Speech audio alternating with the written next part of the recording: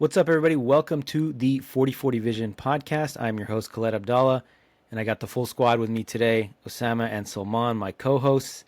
And today we're talking NBA. Before the season, the guys did a over-unders podcast for the Eastern and Western Conference, where they picked the over and under based on some Vegas lines of how the seasons would go. And I know we're only through the first round, but we're going to talk a little bit about each team's season. We're going to focus on the playoff teams so we don't spend too much time talking about the Washington Wizards or the Charlotte Hornets, and we're going to see who did a better job of predicting the over-unders. So we're going to start with the West, because that's where all the action is in the first round at least. And we will start with the number one seed Thunder. So coming into the season, they had an over-under of 55.5. Both of these fine gentlemen went with the over. So Salman, I'll start with you. What was the reason for the over, and how confident were you with the pick?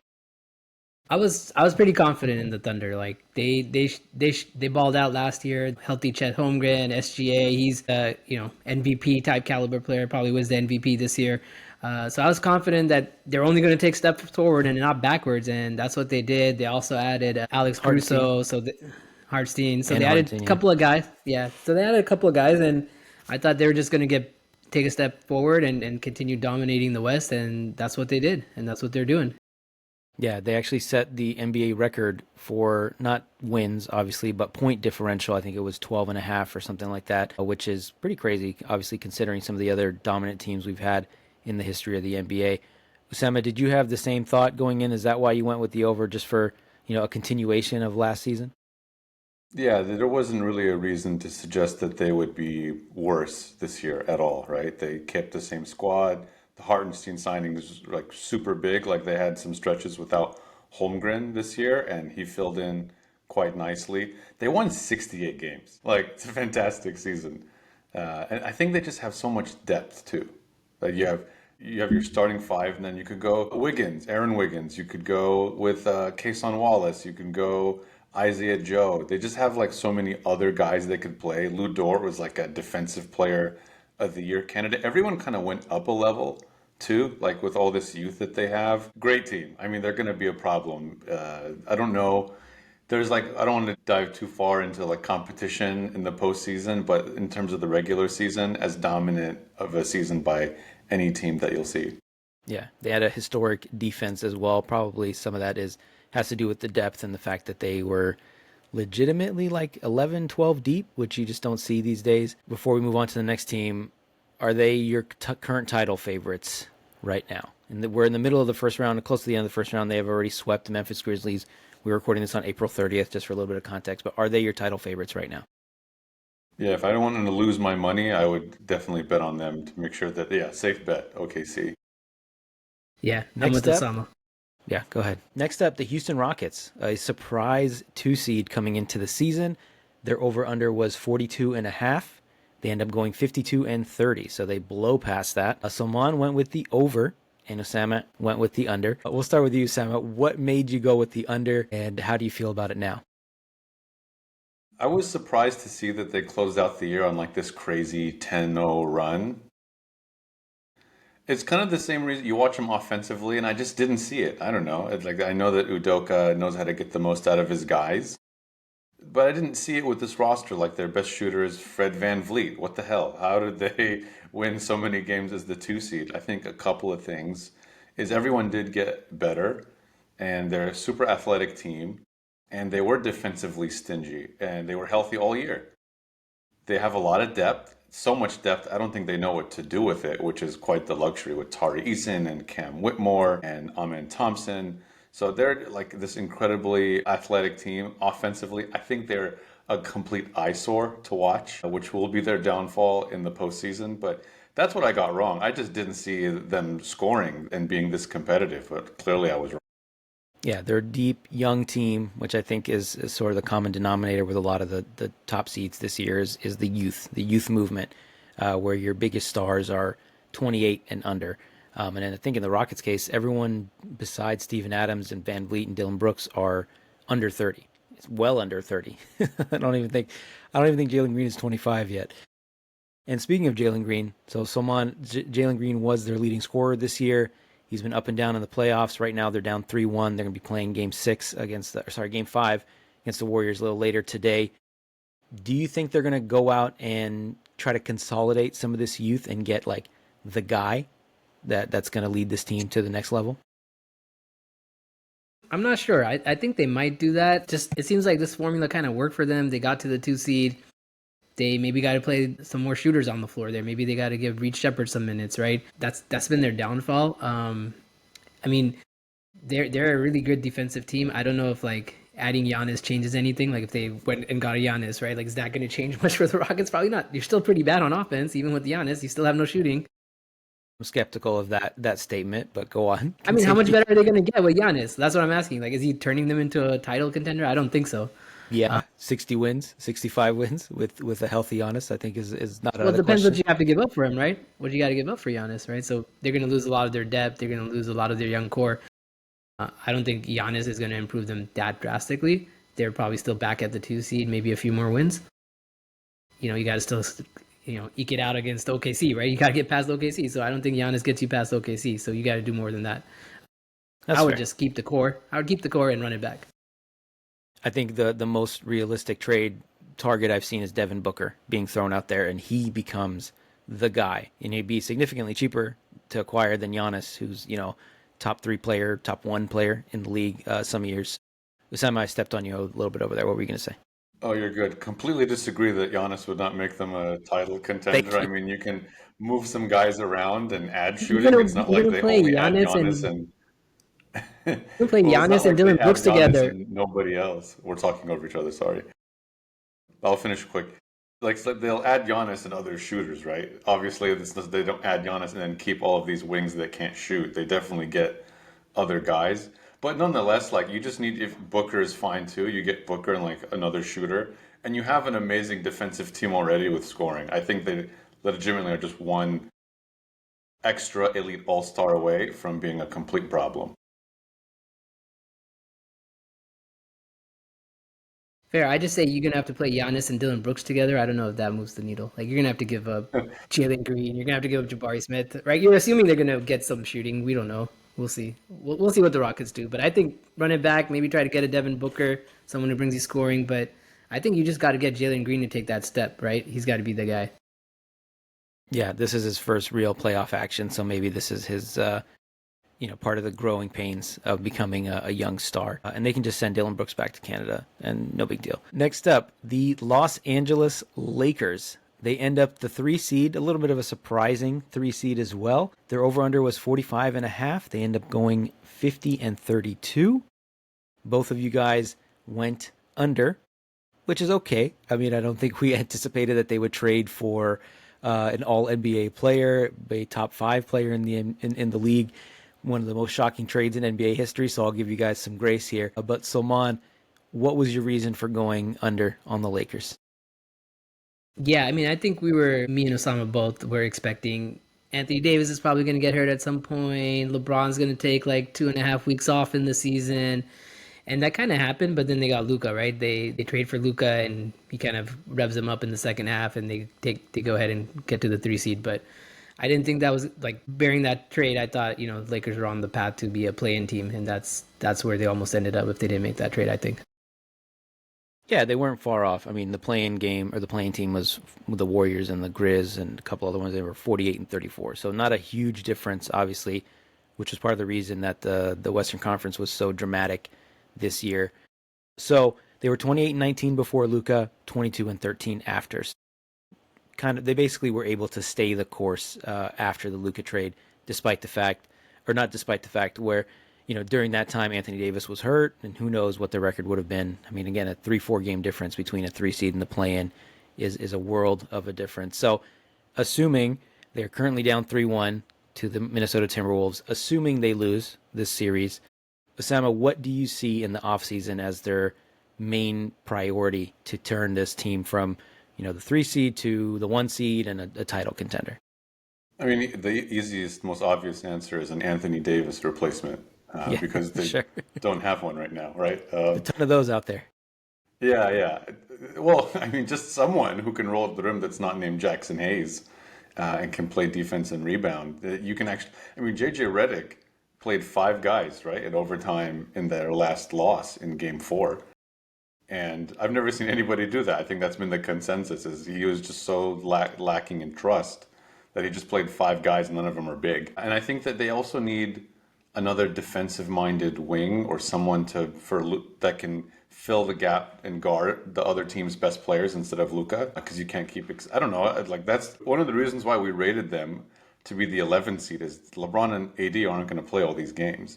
To LeBron's credit, the cyborg, he did play a ton of games, but it's hard to say. That's why you get Luka, and they are missing someone to fill in that because defensively he is such a crazy, volatile liability that you need that, and you need a big of some kind.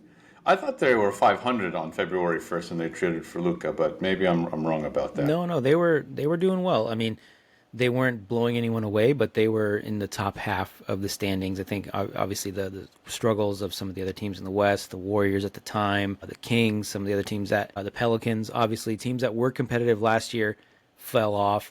And I think, I mean, you brought up LeBron and playing a ton of games. I think he realized that I can't really take my foot off the gas pedal because we don't want to end up in the play-in and end up having to play Memphis and Dallas. I mean, Dallas is not a great team at this point, but you still don't want to end up in that play-in mess when you can just get that week off. And I think they put a little bit of extra effort at the end of the season to get to that 3 seed, and their reward is a potential ass-kicking by the Minnesota Timberwolves. So I guess, yeah, be careful what you wish for. Next up, the Denver Nuggets. They finished with an identical record to the Lakers, 50-32, but due to some tiebreakers, they are the 4 seed versus the 3 seed. The over-under coming into the season was 52.5. Both of you guys went over. So both incorrect, but not by much. So I'll give you some credit there. Osama, what was your reason for picking the over on the Denver Nuggets? They have Nikola Jokic. All right, pot over. Yeah, we'll move on to the next team. Yeah, I mean, he was the MVP arguably this year, right? He had like his best, considering how dominant he's been, he had his best statistical year so far of his career, which is nuts to say. He was just incredible all year, and in these playoffs is, aside from yesterday, recency bias single-handedly taking out the Clippers, who are definitely a dominant team. They won 50 games despite having like no depth, a lack of bench depth. Like the KCP role has been tough to fill. They blew a lot of games. They have a lot of defensive lapses. Murray was like in and out of the lineup because of injuries. Like you just didn't know what you were going to get from him, and they still won 50 games, and it's all because of how special Jokic is. So I think as long as he's on the team. And they fired their coach with like 4 seconds left in the season. So, like, with all of that, they still won 50 games. I think goes to show that as long as he's on the team, they're always a force to be reckoned with. Yeah, I mean, this is a bit silly, but I mean, when it came to the most improved player, you wonder, is it Nikola Jokic? I mean, does he have a case for that every year? A shout out to my other buddy, Osama, who was making this kind of half point, half joke about Jokic and the fact that compared to expectations, this guy just keeps blowing it away. So maybe he is the most improved player, just like people would always say, no matter who wins the MVP, it's LeBron that's actually the MVP. But anyway, Sulman, they are currently up 3-2 on the Clippers. We're looking at Game 6 later this week. If they do end up winning this series, do you see them as a serious challenger to OKC in the West? I mean, I think you have to because of Nikola Jokic. I mean, anytime he's on the floor, he's a hard guy to stop. So they could, but I do think Thunder are so deep that that depth is just going to make it tough for the Nuggets to beat them. I do think they could push the Thunder to 7 games. Do they win? I think it's going to be challenging for sure. Just given all the stuff that's been going on, and, you know, you can't count on anyone else outside of Jokic to show up, right? Jamal Murray sometimes shows up. Aaron Gordon sometimes shows up. Sometimes they don't, right? Michael Porter Jr. sometimes shows up. Sometimes he doesn't. And all those guys were hurt. I mean, if any of those guys played more than like if all of those guys were able to play like 70 plus games, they probably went over 50 as well. So I think it just makes it tough. You know, Denver just has to find a way to keep Jokic next season. Like, don't give in to these trade rumors. Don't trade the guy. Just keep building around him, and I think they'll be fine. Yeah, I think you hit on the biggest point is just the volatility of the guys around him, which just makes it hard to predict. And I think that's why you guys went with the over because of him, but everyone around him just was not obviously the same level of consistency, which is what ultimately is going to hold them back. So let's see if they keep this coach, they go out and get someone else. But there's a lot to decide in the offseason whenever that comes. I know they're still alive in the playoffs, so we'll see what happens. And speaking of the Nuggets and their opponents, the Los Angeles Clippers, they are the 5 seed. They're also 50 and 32, but again, due to some tiebreakers, they end up being the 5th seed instead of the 3. And their over-under coming into the season was a paltry 42 and a half. Both of you guys went under, which I think I can understand why. But Salman, what was your primary reason for going under on the Clippers? Just their lack of like depth, like, and Kawhi not being able to ever play a full season. And I'm sure he probably played way more than what we were anticipating. I think like me and Osama were like, he's probably going to play like maybe half the season. He's going to play like 40, 50 games maximum. And I think, you tell me, Khaled, I think he played closer to 60, right? Something like that. So just having Kawhi on there and Harden still balling out at given his age, those two got that combination just really hard to stop. And then they got a lot out of Zubac. So just we didn't anticipate any of this, and their bench is actually pretty decent. They're a good defensive team for the bench guys that they have. So they exceeded our expectations. We thought, Kawhi's playing like maybe 40 games and this team has no bench and they're going to be in the lottery maybe. That's what we were thinking. Yeah, they're deeper than I think we expected. Obviously, they're very well coached. Ty Lue is among that elite class of coaches in the NBA, so you give him a lot of credit for what they're doing. Osama, if they do end up losing to the Nuggets, another first-round flame out, are they just going to run it back next season, or do you anticipate some heavy changes in LA? It's a good question. I think we severely underestimated the talent of the group cohesively. James Harden's a great regular season player. Playoffs, I mean, he's kind of showing he's a playoff choker a little bit. And he's always going to underperform in the postseason. But like him and Zubac and Norman Powell and Derek Jones Jr., like these are all super experienced guys. But I don't think Kawhi leaves. I think he's from LA. He likes being in LA. So I don't think Ballmer will let him go. I don't know what other options they have. They probably will just run it back and rotate some of these vets and bench guys and fill in some spots. But otherwise, I don't think they change it up too much. I think they run it back regardless of what happens in this playoff series and just hope every year, like we did when we underestimated them, that Kawhi Leonard's available. Yeah, they did a great job replacing Paul George. And I think in general, the one thing they've been really good at is just having a bunch of dudes you can count on in the playoffs. I mean, obviously they haven't gotten super far, but despite the injuries, despite the other stuff, they know how to build a team. And the long list of guys that you mentioned, I mean, there's other dudes on the team that have gone on to play other places and done well. They know how to pick them when it comes to the supporting cast. They're just stars, haven't been healthy, and they get a tough break and running into Jokic and this juggernaut that is the MVP level caliber player that they're running into. So yeah, I'm with you. They probably just run it back. And again, they don't have too many options. They don't have any picks for a long time, probably till like 2050, thanks to that original Paul George trade. And what a world it would be if they still had SGA and some of the other talent and picks around them. But moving on, the Minnesota Timberwolves. They finished the season 49 and 33. The over-under coming into the season was 52 and a half. Both of you guys went over. Osama, why did you go over, and what went quote-unquote wrong for the Timberwolves? I mean, they had a great season, right? Obviously, they were a little bit better last year. Towns offensively makes them a better team scoring-wise, but defensively, even with Rudy together, it was a bit of a weird fit in terms of spacing. You have one big guy that can shoot, one big guy that can't, one big guy that's a great defensive player, one that's a terrible defensive player. So I think that this season, it took a little while to get used to Randall and finding out how to fit him in and integrate some of the newer guys with DiVincenzo and some other folks. So I think that and I think Conley missed a lot of time too. So it was a little bit of a slow start. But once Randall figured out when to be aggressive, and not the biggest Julius Randle fan, Same. But I think that when he became like a distributor, he would drive and kick. He'd rack up the assists, and they would cohesively perform very well. I mean, Anthony Edwards, I think, led the league in three-point shooting, too. He just went up a level that I don't think we anticipated. His step-back three is almost unguardable. So, quote-unquote, not a wrong season. I think it worked out for him. They're a nightmare matchup.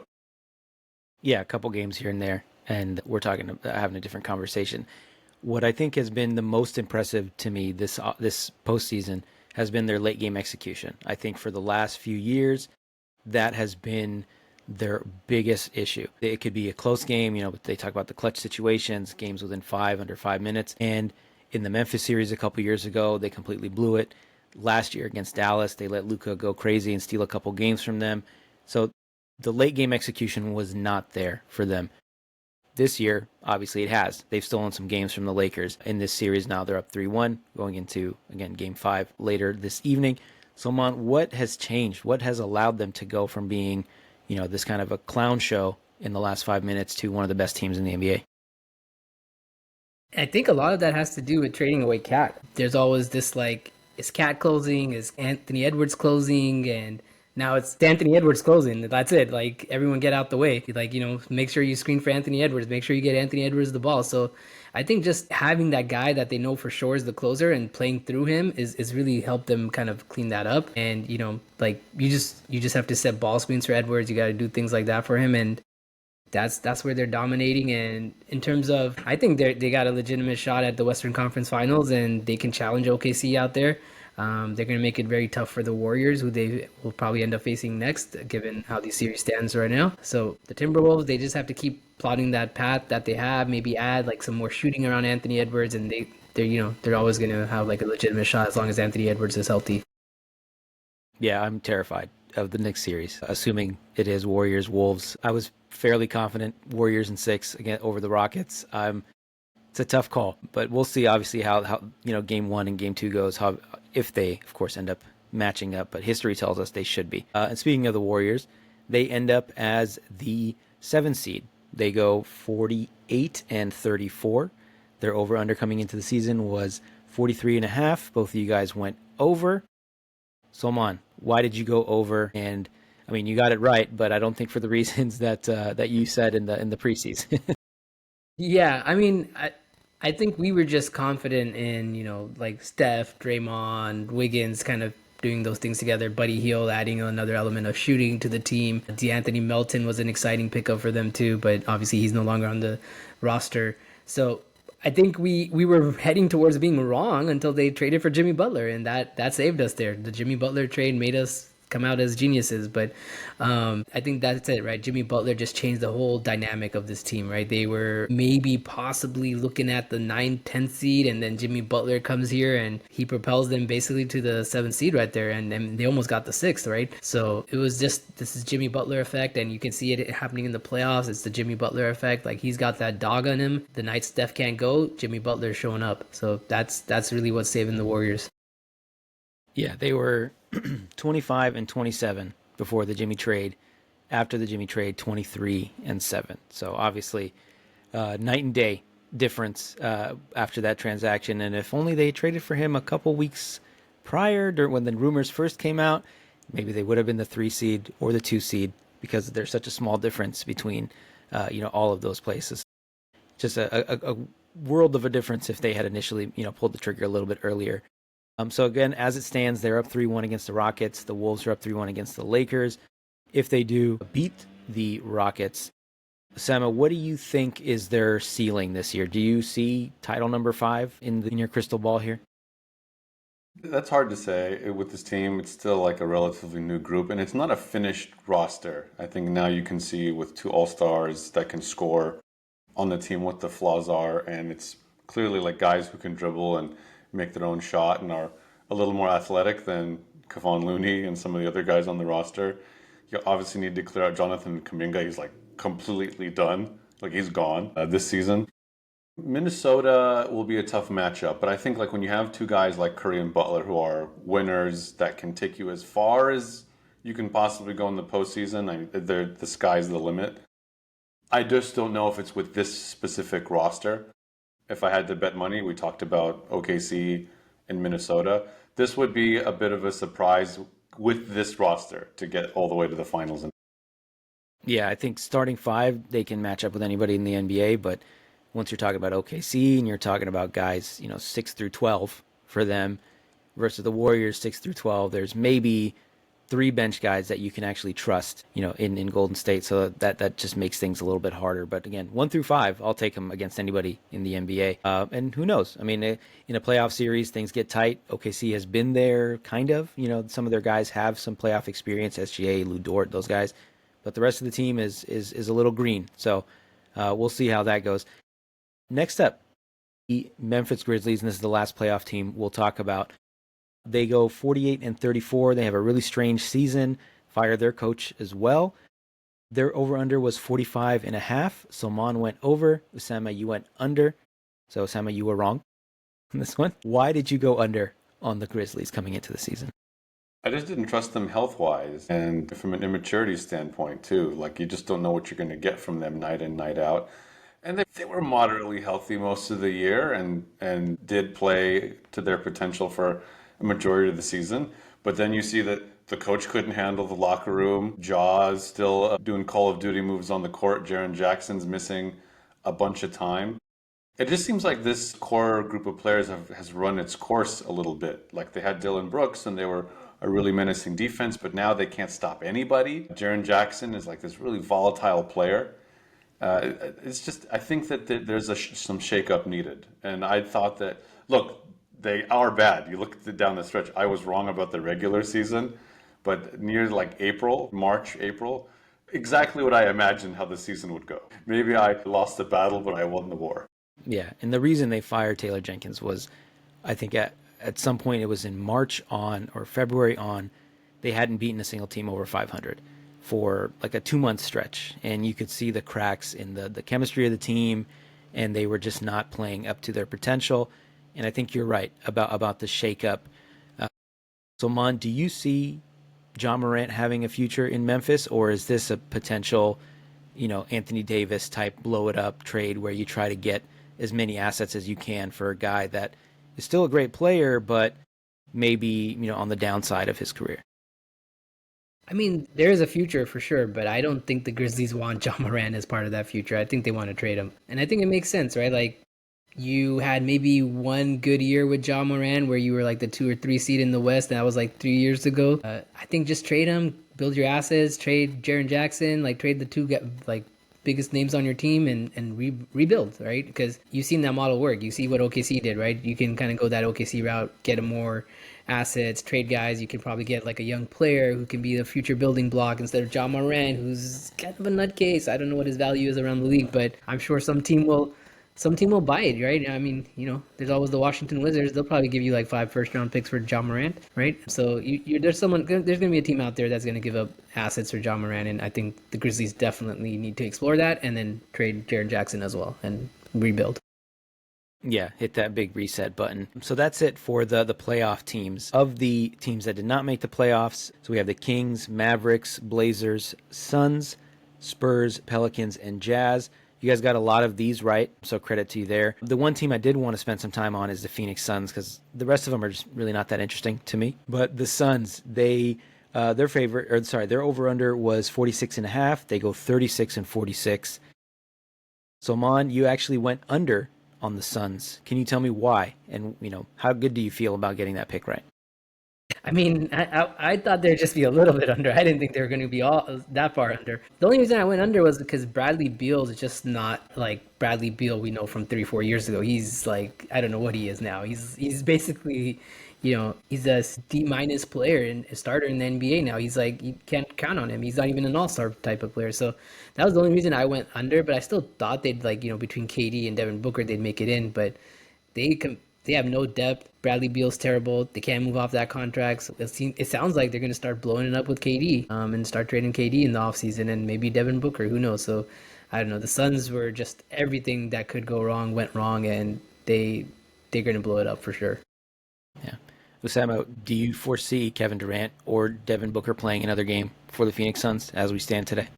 Well, we know KD is going to be traded for sure. We just don't know where. And their owner is like a complete nutcase in terms of like going for broke. And they don't really have a choice. They will try and get some assets back for Kevin Durant. I'm sure they'll get a little bit. I just don't know who that team is that's going to take. Someone will. I just don't know who that team is. But yeah, they're done. Like they had no on-court chemistry. They were really bad without Durant. So I think that they'll have to bite the bullet and live with the fact that we're stuck with Beal probably too, and Kevin Durant, and Devin Booker. I don't know. It's like it's a worst case scenario given that this guy like went all in on Durant and Beal and it didn't work out, and they fired Frank Vogel mid-season. Like there was just nothing working for these guys. So They're Yeah, done. and they also fired Coach Bud after Or one Bud, season. excuse me. That was Yeah, Coach Bud, not Vogel. it wasn't midseason; it was after the season, I believe, but Did same they? difference. Okay. So Salman got 9 right on the Western Conference. Sema, you got 5 right. So tough one for Perfect. you. You got some ground to make up on the East.